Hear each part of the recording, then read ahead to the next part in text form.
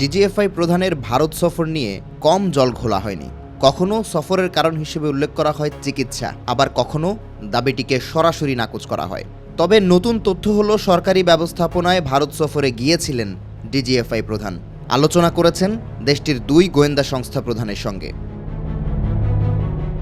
সম্প্রতি ভারতের বেশ কয়েকটি গণমাধ্যমে উঠে আসে মেজর জেনারেল কায়সার রশিদ চৌধুরীর ভারত সফরের খবর। দায়িত্ব নেয়ার মাত্র 5 দিনের মাথায় এই সফরের গুঞ্জন ক্যান্টনমেন্টেও আলোচনা সৃষ্টি করেছিল।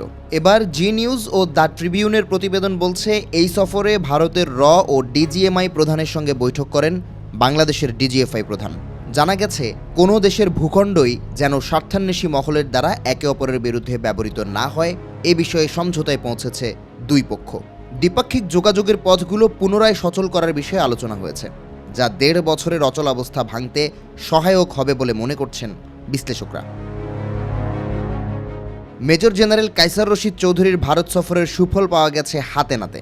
সম্প্রতি ভারতের আইনশৃঙ্খলা বাহিনীর হাতে গ্রেপ্তার হন হাদি হত্যার প্রধান আসামি ফয়সাল। আইএসপিআর এক বিবৃতিতে জানিয়েছে, ডিজিএফআই এর তথ্যের ভিত্তিতেই আসামিদের পশ্চিমবঙ্গের বনগাঁ থেকে গ্রেপ্তার করা হয়েছে।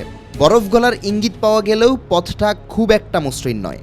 দুই দেশের টেবিলে এখন 2টি বড় ইস্যু। প্রথমত, শেখ হাসিনা মৃত্যুদণ্ডাদেশপ্রাপ্ত বাংলাদেশের ক্ষমতাচ্যুত প্রধানমন্ত্রী বর্তমানে ভারতে অবস্থান করছেন, পরিচালনা করছেন রাজনৈতিক কর্মকাণ্ড। ইস্যুটিকে বড় ধরনের কূটনৈতিক অস্বস্তি হিসেবে মনে করা হচ্ছে। দ্বিতীয়ত, গঙ্গা জলবন্টন চুক্তি। 1996 সালে স্বাক্ষরিত এই চুক্তির মেয়াদ শেষ হচ্ছে চলতি বছর ডিসেম্বরে। চুক্তির মেয়াদ বৃদ্ধিকে অগ্নি পরীক্ষা হিসেবে মনে করছেন বিশ্লেষকরা।